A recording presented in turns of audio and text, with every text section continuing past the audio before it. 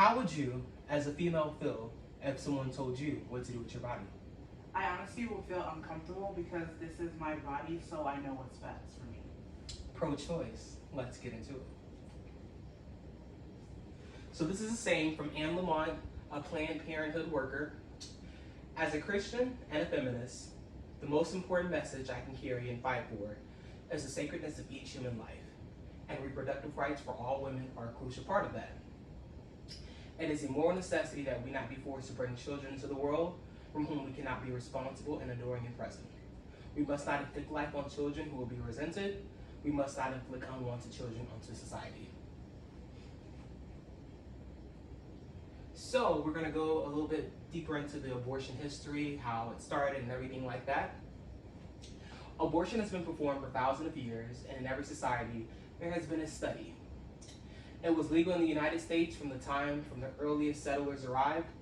At the time the Constitution was adopted, abortions before quickening were openly advertised and commonly performed. In the mid to late 1800s, states began passing laws that made abortion illegal. The motivations for anti-abortion laws varied from state to state. One of the reasons included fears that the population would not be dominated by the children for newly arriving immigrants, who both birthrights were higher than those of native Anglo-Saxon women.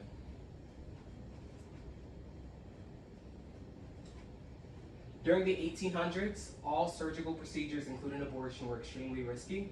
Hospitals were not common or unknown, and even with the most respected doctors had only primitive medical educations.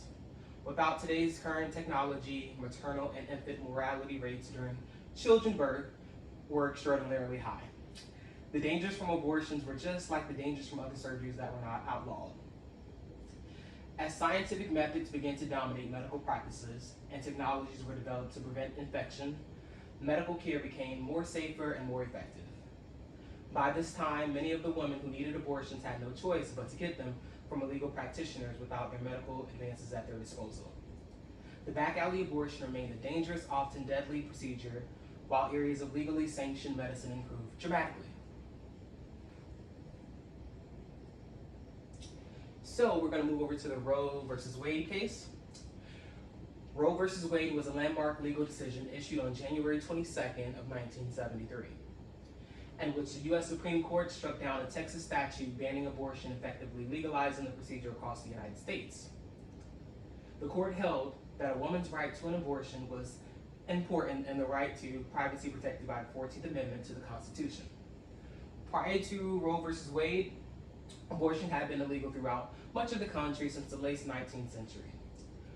Roe versus Wade had proved to be controversial, and Americans remained divided in their support for women's right to choose the right to abortion.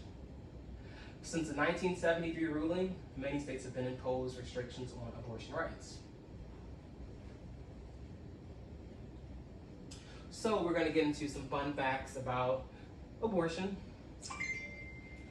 Europe has the highest abortion rate in the world, 43 abortions per 1,000 women. Approximately about 51% of U.S. adults say that abortion should be illegal in all or most cases. Approximately about 40% of U.S. adults say abortion should be illegal in all or most cases. Around 90% of fetuses that are diagnosed with Down syndrome in utero are aborted. In the U.S., black women are at least 5 times more likely than white women to have an abortion. Approximately about 1,876 black babies are aborted every day. Did you know that? No, I did not. A little bit more facts. Studies show that women who receive abortions are less likely to suffer from mental health problems than women who deny abortions originally. Women who are denied abortions are more likely to become unemployed. Reproductive choice protects women from financial disadvantage. Abortion reduces welfare costs, of course, to taxpayers. Abortion also reduces crime. One of the most common and safest medical procedures in the United States is abortion. So we're going to talk about a little bit of the surgical procedures that you can get done if you want to move forward with the abortion option. So the first one is manual vacuum aspiration.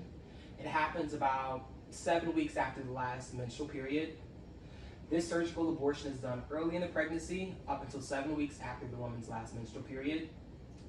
What happens is a long, thin tube is inserted into the uterus, a large syringe is attached to the tube, and the embryo is suctioned out. Then there's another option, the suction curettage. It happens between 6 to 14 weeks after the last men's period. This is the most common surgical abortion procedure. Because the baby, it's larger, the doctor must first stretch open the cervix using metal rods. Opening the cervix may be painful, so usually anesthesia is usually needed. After the cervix is stretched open, the doctor inserts a plastic tube into the uterus, then connects this to a suction machine. The suction pulls the fetus body apart and out of the uterus. The doctor may also use a loop-shaped knife called a curettage to scrape the fetus and fetal parts out of the uterus. Disgusting.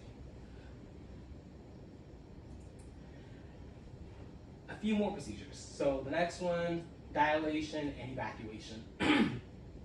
This happens between 13 to 24 weeks after the last men's period. This surgical abortion is done during the second trimester of pregnancy. At this point in pregnancy, the fetus is too large to be broken up by the suction alone and will not pass through the suction tubing. The cervix must be opened wider in a first trimester abortion. This is done by inserting a lot of rods a day or two before the abortion. Once the cervix is stretched open, the doctor pulls out the fetus parts with the tubes. The next one is the dilation and extraction. This happens from 20 weeks after the last men's period to full term. This procedure takes about 3 days.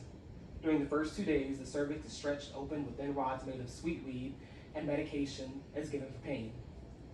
On the third day, the abortion doctor uses ultrasound to locate the legs of the fetus.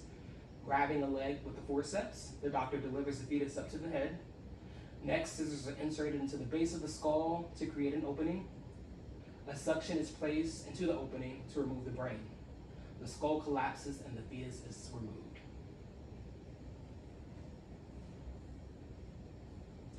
So this is the last procedure. It's pretty common. I actually know a few people that did this one. It's a microstone abortion pill. It occurs 4 to 6 weeks after the last men's period. This drug is the only approved for women up to the 49th day after their last menstrual period. The procedure usually requires 3 office visits. On the first visit, the woman is given pills to cause the death of the embryo. So, since we talked more about pro-life and the great things about abortion, we're gonna just dive a little bit into the opposing views. So if you are, due to life beginning at conception, many people may say that unborn babies are human beings with the right to life.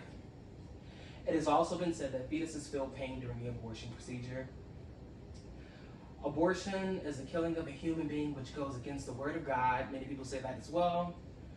Abortion causes psychological damage. Many people say that as well. Abortions reduce the number of adoptable babies. Abortion promotes a culture in which human life is disposable. Abortion may also lead to future medical problems for the mother.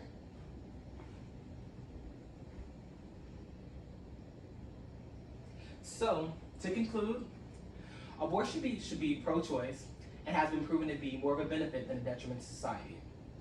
Abortion also continues to empower women all over the world by giving them control of their own bodies. Thank you for listening. Thank you.